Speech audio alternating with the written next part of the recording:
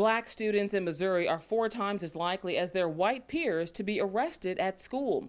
Facts from the civil rights data collection that Tango Walker knows firsthand. When I got to the school, my son was sitting next to a police officer. Her first grader Tyler was accused of sitting on the stairs and looking up girls' dresses with his best friend.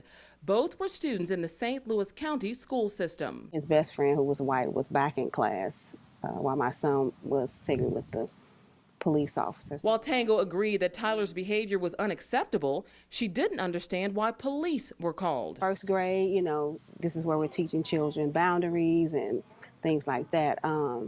And so when talking with the principal and the police officer said I'd better get him in check now or next time he'd be at the station. A familiar story for Independence mom, Kat Clayton. Police were called to the school after her 13-year-old daughter, Amber, took homemade, bacon-scented soap and oil to school to show off to her friends. This is lighter than the bacon oil. The bus driver saw the unknown substance and reported it to district officials. People make mistakes, but these people just went out of their way. They accused Amber of cocaine possession. Something changed in her. She went from being an actual 13-year-old that was a 13-year-old to a little more jaded. Amber was proven innocent multiple times, but they still treated her like she was just chaos. Both Tyler and Amber missed valuable instruction time because school leaders overreacted.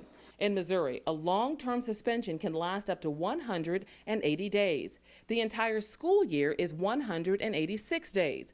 Larry Altman is a former special education compliance officer for Kansas City Public Schools. Racial disparity was a problem, particularly in 2 areas. One in the area of discipline, and the other in the area of actually qualifications, quote unquote, for disabled students. These children were being removed from school for offenses that the more affluent children weren't being. Altman says these stories continue to be common in Missouri schools due to a lack of understanding and cultural training for teachers and district leaders, a reality that's funneling young black boys into Missouri's criminal justice system. Once they get into trouble, there's involvement with the law.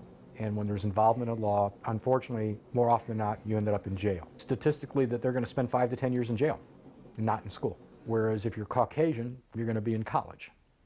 And so the pipeline is very simple. A pipeline both Tango and Kat work tirelessly to protect their children from.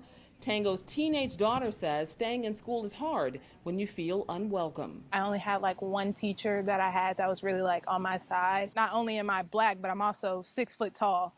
So like people already feel threatened by me when I walk into a room. A perceived threat that's costing black students in Missouri their futures. Districts need to be very intentional about who they hire if they are about what their vision and missions are.